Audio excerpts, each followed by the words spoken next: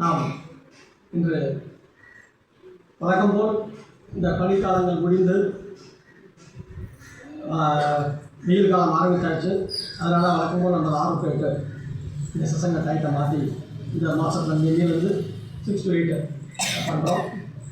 எல்லோரும் வழக்கம் போல் ஆதரவு கொடுத்து சசங்கத்தை சீரும் சிறப்புமாக நடைபெற உறுதுணையாக இருக்குன்னு கேட்குறோம்.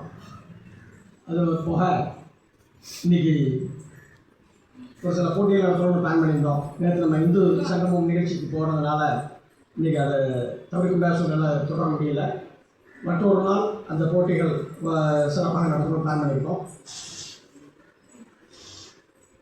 இன்றைக்கி ஒரு சிறப்பு நிகழ்ச்சி.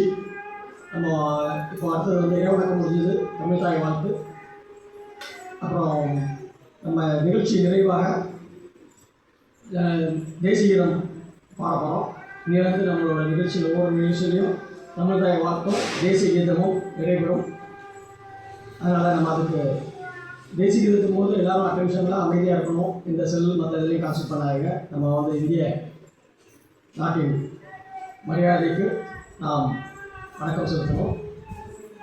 இன்றைக்கி சிறப்பு நிகழ்ச்சிகள் குழந்தைகள் ஆர்வத்துடன் ஒரு சில மார்வேஷத்தை வந்திருக்காங்க. நேற்று நிகழ்ச்சி ரொம்ப சிறப்பாக இருந்தது, பிரம்மாண்டமாக எல்லோரும் கலந்துட்டீங்க.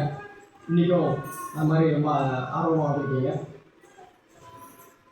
ஒரு சிறப்பாக இன்றைக்கி நம்ம விஜயகண்ணன் அந்த டீம் புது முயற்சியாக மோனோ ஆக்டிங் சவுண்ட் எதுவுமே கிட்ட பேச மாட்டாங்க, நானும் பார்க்கல, தயார் பண்ணியிருக்காங்க. சரின்னு சொல்லி வந்திருக்கோம். அப்போ சில குழந்தைகளோட ப்ரெசன்டேஷன் இருக்குது.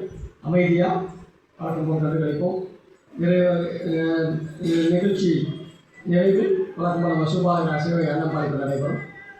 நம்ம இப்போது தமிழ் தாய் வாழ்த்து பாடலாமா? ராணி பேசுகிற அப்படிங்களா?